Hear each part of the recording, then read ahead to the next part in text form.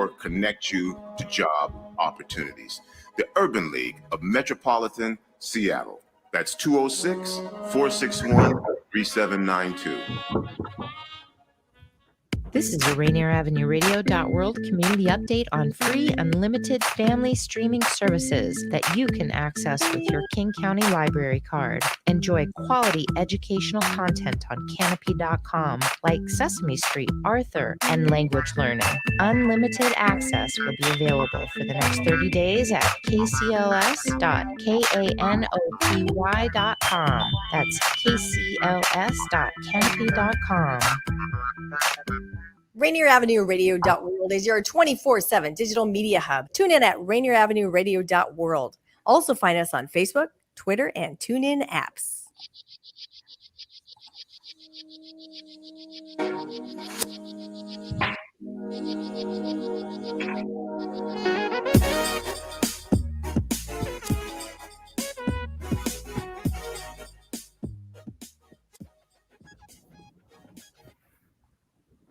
You're listening to the news on Rainier Avenue Radio.World. I'm Asher. I'm Kendra. Today is Wednesday, December 16th.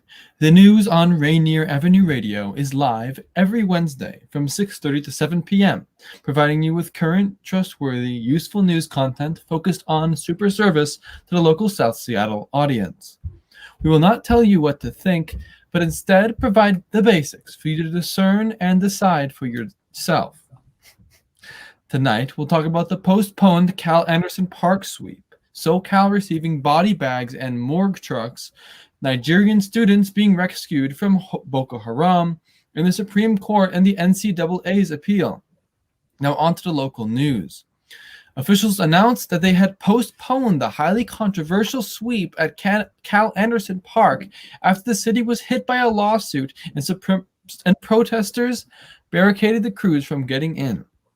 The morning of the planned removal, a female resident of the park filed a civil rights complaint in the U.S. District Court in Seattle, claiming that the 48-hour notice given to campers was in violation of due process and would cause irreparable harm. The complaint also cited the U.S. Centers for Disease Control and Prevention's guidance not to displace people living outside during the COVID-19 pandemic. The park closed in late June after it became the center of protests in the Capitol Hill organized protest zone known as CHOP. Since then, people have continued to occupy it, setting up illegal shelters, the Seattle Times reports. The Seattle City Council has voted to require certain groups that spend money to build public pressure on city politicians to register and disclose their finances. KOMO News reports that the City Council approved an ordinance this week establishing rules meant to shed light on such activities, and the rules are set to take effect in about 6 months. The vote was 8-1. Councilmember Kishama Sawant opposed the ordinance, describing the rules as too onerous for grassroots groups and warning that they could discourage political organizing by ordinary people. Council President M. Lorena Gonzalez and other supporters said the changes are needed because sophisticated groups have been able to spend on public politicking without disclosure requirements. Seattle is again extending its COVID-19 suspension of interest rates and late fees for residential, nonprofit, and small business utility bills. The Seattle City Council voted unanimously Monday to pass legislation from Mayor Jenny Durkin that will extend the policy until either June 30th, 2021, or when Seattle's COVID-19 emergency status is terminated, whichever is earlier. The city began waiving public interest fees and late fees for Seattle City Light and Seattle Public Utilities bills in March to provide residential, nonprofit, and small business customers with relief during the pandemic. The policy was going to expire on August 1st, but was extended until January 1st. The council's Monday vote extends it again, the Seattle Times reports. An ordinance to dissolve the Tacoma-Pierce County Health Department failed during a county council meeting Tuesday night. Per KOMO News, the vote by the county council was tied 3-3, and it needed 4 affirmative votes in order to pass. The vote comes one day after Governor Inslee signed a proclamation to prevent health departments from being dissolved during the COVID-19 pandemic. Members of the Pierce County Council proposed earlier this month to end the decades-long partnership between the county and the city of Tacoma. The plan was met with concern and request to reconsider, but the council voted to move forward with a final vote on Tuesday. As more and more tests were made available and completed, the number of cases of COVID-19 in Washington has steadily grown. The number of confirmed cases statewide as of Tuesday climbed to 205,069, including 2,953 deaths, according to the Washington State Department of Health. As of Monday, there were 54,849 cases in King County, according to King County Public Health's dashboard. That included 948 deaths.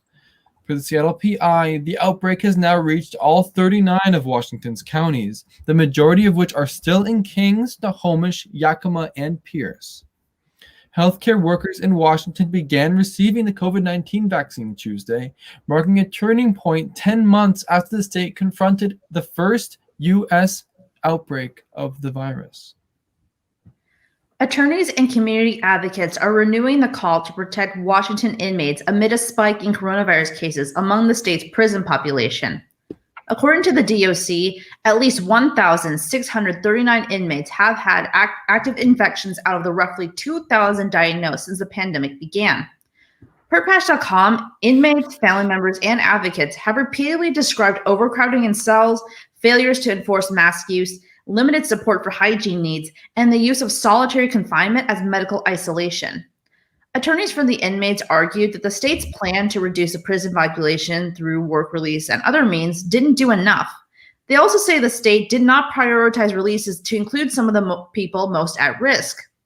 The state's highest court rejected the effort to secure wider releases, finding the lawsuit failed to show that the state's plans, quote, constitute deliberate indifference to the COVID-19 risk at the Department of Corrections facilities, unquote.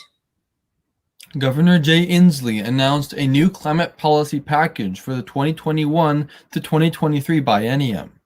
Per Patch.com, it includes hundreds of millions in investments to clean energy, green transportation, and cutting carbon emissions.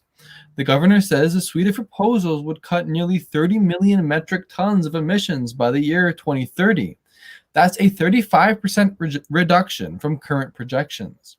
One of the most sweeping proposals in the package is to cap greenhouse gases across the state. The proposal, called the Climate Commitment Act, would target greenhouse emissions from the quote-unquote largest emitting industries by allowing the state to sell quote-unquote greenhouse gas emissions allowances.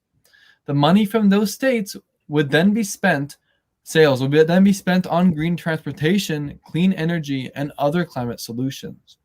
This is the news on Rainier Avenue Radio.world. When we come back with national news, you'll hear about SoCal receiving body bags and more trucks and more. Stay tuned.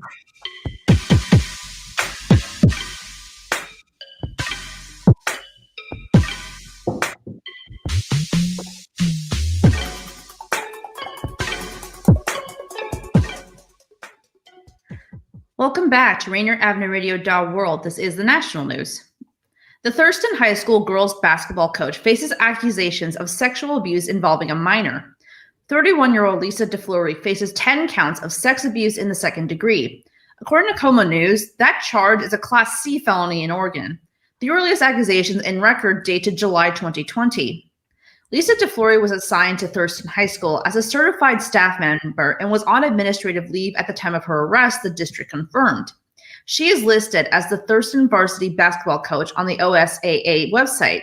The teams are not currently playing, with high school sports on hold due to the pandemic. California is distributing 5,000 body bags, mostly to the hard-hit Los Angeles and San Diego areas, and has 60 refrigerated trailers standing by as makeshift morgues in anticipation of a surge of coronavirus deaths. The precautions come from hospitalizations that are now double the summertime peak seen earlier in the pandemic, and which threaten to soon overwhelm the state's already taxed hospital system. The number of average daily deaths now stands at 163, while positive cases have surged to more than 32,500 each day. After initially garnering praise for bringing the virus under control, California is grappling with its deadliest surge since the pandemic began. Hospital space is dwindling fast, with most intensive care units filled to capacity, The Guardian reports. Lori Vallow Daybell's attorney has filed a motion with the state to disqualify Special Prosecutor Robert Wood. Per Como News, attorney Mark L. Means claims Wood, quote, has committed prosecutorial misconduct, unquote, by coaching witness Summer Shiflett, Lori's biological sister, in obtained audio. The documents say, quote, the recording clearly illustrates Mr. Wood's attempt to coerce, unduly influence, coach, and/or intimidate said material witness to this case, unquote. Means also alleges in the document that Wood violated his client's rights, quotes, discussing matters that support the state's position of the case, unquote, with a separate witness. He is asking that the court allow the audio as evidence in the hearing. Chad Daybell and Lori Vallow Daybell are facing charges in connection to the deaths of Lori's children, JJ Vallow and Tylee Ryan. Around 45 million Americans are on standby for deep snow and power outages as a major winter storm leaves the Rocky Mountains and heads for East Coast states. In a short-range forecast issued early on Tuesday, the U.S. National Weather Service said, quote, the start of astronomical winter is under a week away, but Mother Nature is getting off to a fast start with multiple areas of winter weather forecast to impact parts of the United States through Thursday. The same statement predicted, quote, major winter weather impacts between Wednesday and Thursday from the central Appalachians and mid-Atlantic to the northeast. The area expected to be affected stretched from Virginia to Massachusetts, The Guardian reports. Boston and New York State could see as much as a foot of snow, while areas around New York City could see up to 16 inches. The number of women held in U.S. jails has risen more than 20% over the past decade to an average of more than 115,000 inmates a day. Per Reuters, many are in need of medical attention or have debilitating health conditions that strain the capacity of lockups typically designed for men. Thousands arrive pregnant each year. Most suffer from mental illness at far higher rates than their male counterparts, and they're more likely to experience drug and alcohol addiction. There have been 914 documented deaths of female inmates in 500 jails from 2008 to 2019. Between 2008 and 2010, 171 women died in the jails surveyed. From 2017 to 2019, the number rose to 287 dead amid a spike in drug and alcohol deaths in the U.S. Blacks comprise less than 14% of the U.S. population, but at least 24% of the 914 female victims were Black. Information on race was unavailable for about 5% of female victims. 70% of the women who died over the 12-year period, at least 639 inmates, were awaiting trial, unconvicted, and presumed innocent of the charges they face. The death toll doesn't include a category of collateral fatalities, their infant children. Scores of private charitable foundations set up by some of the nation's wealthiest people received money from the federal government's Paycheck Protection Program, which was created last spring to save jobs at small businesses as the coronavirus tanked the economy. NPR identified at least 120 foundations that collectively received more than $7.5 million in PPP funding. Some of the foundations are linked to individuals like an oil magnate, a cable television tycoon, a dermatologist called the father of modern hair transplantation, and an aviation entrepreneur who founded companies with annual sales of more than $1 billion. Private foundations appear to have been eligible for PPP funding because many of them have employees, and the program's purpose was to protect jobs. But some nonprofit experts question the public perception of moneyed foundations, which have tax-exempt nonprofit status, being subsidized by U.S. taxpayers when they could have tapped their own assets to cover expenses. Congressional negotiators closed in Wednesday on a $900 billion COVID-19 relief package that would deliver additional quote-unquote paycheck protection subsidies to businesses, $300 per week jobless checks, and $600 stimulus payments to most Americans. The long-delayed measure was coming together as Capitol Hill combatants finally fashioned difficult compromises to complete the second major relief package of the pandemic, the AP reports. It's the first significant legislative response to the pandemic since the landmark CARES Act in March, which delivered $1.8 trillion in aid. Since then, Democrats have repeatedly called for further federal steps to provide relief and battle the pandemic. while Republicans have sought to reopen the economy more and to avoid padding the government's $27 trillion in debt. This is the news on Rainier Avenue Radio.world. When we come back with global news, you'll hear about the Nigerian students being rescued from Boko Haram and more. Stay tuned.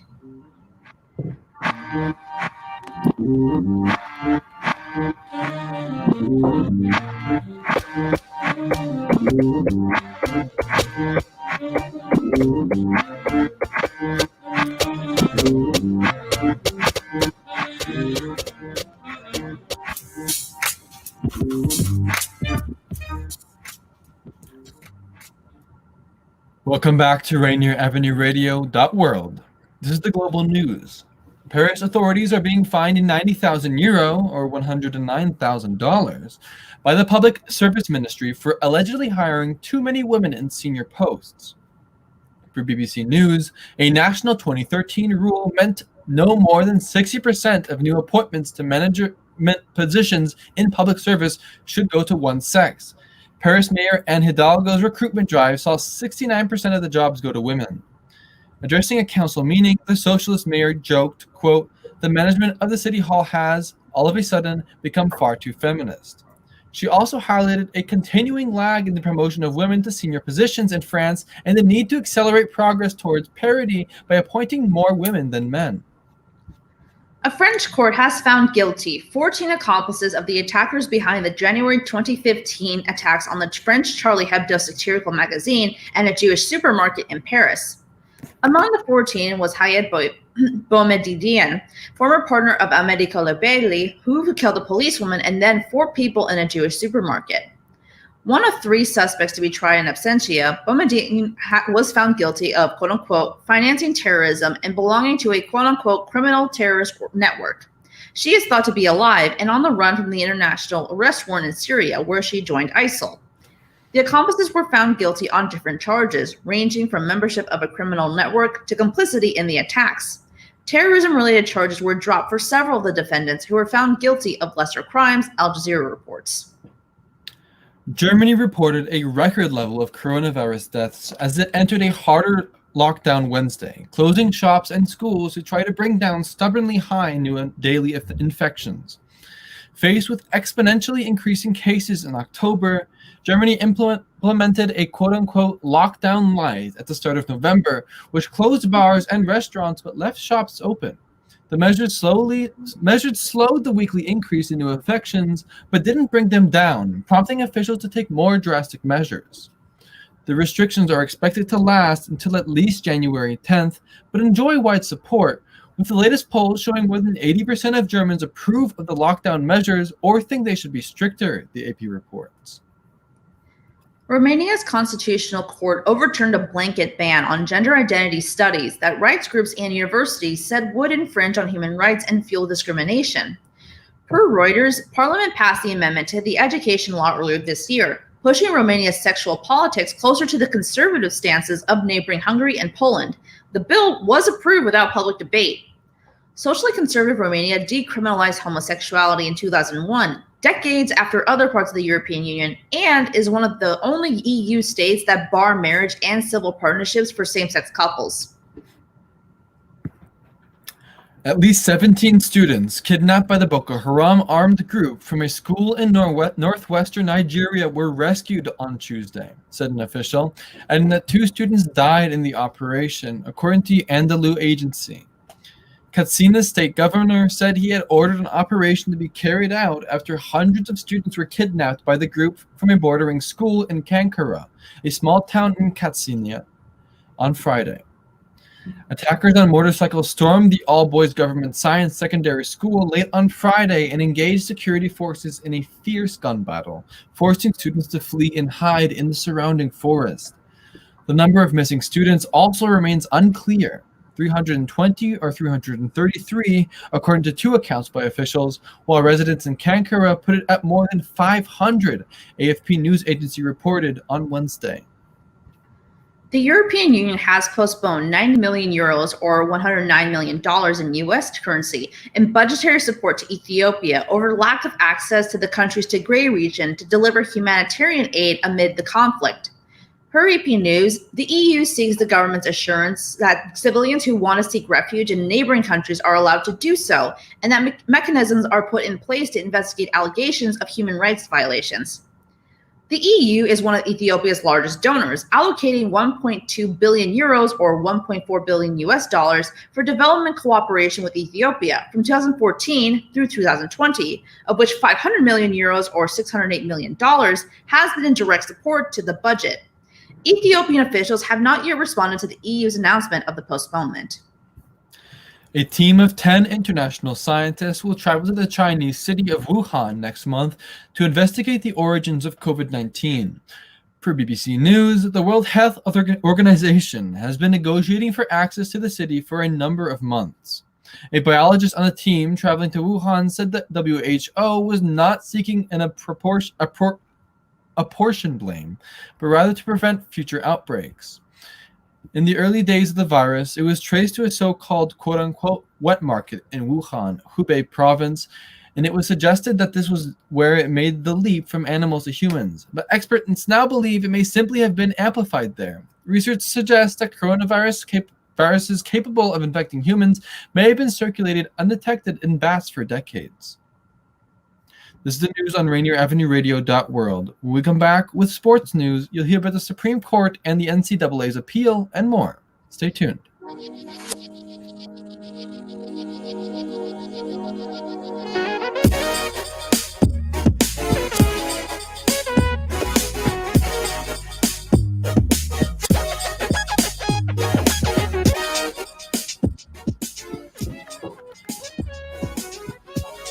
Welcome back to Rainier Avenue Radio.world. This is the sports news.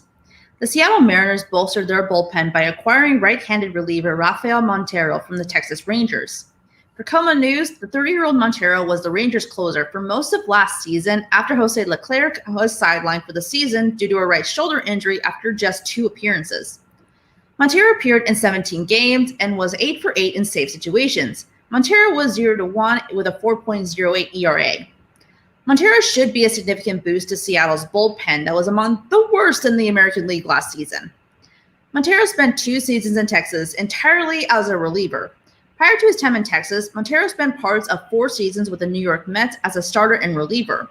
Montero appeared in 58 games with the Mets and had 30 starts.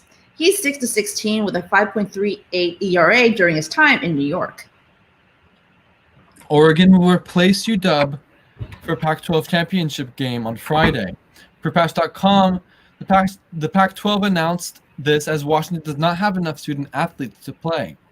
Head football team physician Dr. Kim Harmon confirms that the team has seen several more confirmed coronavirus cases over the past week, enough that the team has had to cancel practice and now their championship match. While it may be unprecedented to swap out which team will compete in a championship game so close to game day, it has been an exceptional season on all fronts. Just last week, the Pac-12 was pushed to cancel the rivalry matchup between the UW and the U of O football teams. The Huskies had been set to take on the Ducks last Saturday, but were forced to withdraw because too many student athletes had either tested positive for the coronavirus or been placed in quarantine after potentially being exposed. Kansas State became the latest team to withdraw from bowl consideration Wednesday when the school paused all football activities indefinitely amid an outbreak of positive COVID-19 tests and contact tracing that would have prevented them from fielding enough players to play. More than 125 games since late August have been postponed or canceled because of the pandemic, including the Frisco Bowl scheduled for Saturday when SMU withdrew because of an outbreak within the Mustangs program. Its opponent, UTSA, switched to the First Responders Bowl, likely against Kansas State before its own outbreak. The Redbucks, Hawaii, Bahamas, Holiday, Quick Lane, Pinstripe, Sun, Fenway, Celebration, Las Vegas, and LA Bowls also shut down for the 2020 season, the AP reports. And per the AP, the Kansas City Chiefs now know how to avoid any late season stumbles. The Chiefs took a 30-10 lead against Miami and held on for a 33-27 victory. They're 12-1 on the season, clinching their 5th straight AFC West title with the victory, and are the unanimous number 1 in the latest AP Pro 32 poll. The Green Bay Packers gained 2 spots to move to number 2, and the surging Buffalo Bills also moved up 2 places to number 3. The Los Angeles Rams and the Seattle Seahawks, tied for first in the NFC West, grabbed the number 6 and number 7 spots, respectively. Major League Baseball announced that it is reclassifying the Negro League as a major league. Per ESPN, MLB said it was, quote, correcting a long-time oversight in the game's history, unquote, by elevating the Negro Leagues on the centennial of their founding. The Negro Leagues consisted of 7 leagues, and MLB will include records from those circuits between 1920 and 1948. The Negro Leagues began to dissolve 1 year after Jackie Robinson became MLB's first black player with the Brooklyn Dodgers in 1947. The U.S. Supreme Court on Wednesday agreed to hear a bid by the National Collegiate Athletic Association to defend its limits on education-related compensation for college basketball and football players. The justices took up an appeal by the NCAA, a major governing body for U.S. intercollegiate sports, of a May decision by a San Francisco-based 9th U.S. District Circuit Court of Appeals that deemed the organization's rules anti-competitive under the Sherman Antitrust Act.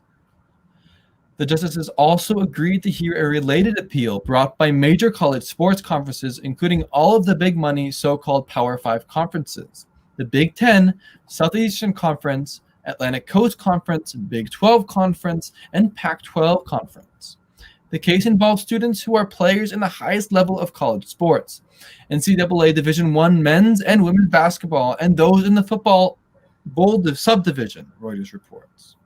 Now it's time to go over tonight's show plugs. Tiny Creole Bistro's 12 Days of Christmas will provide free food to vulnerable communities throughout King County every day through December 24th. God Is will also provide a bag of take-home groceries, including meat, fresh produce, dairy, non-perishables, dessert, and more.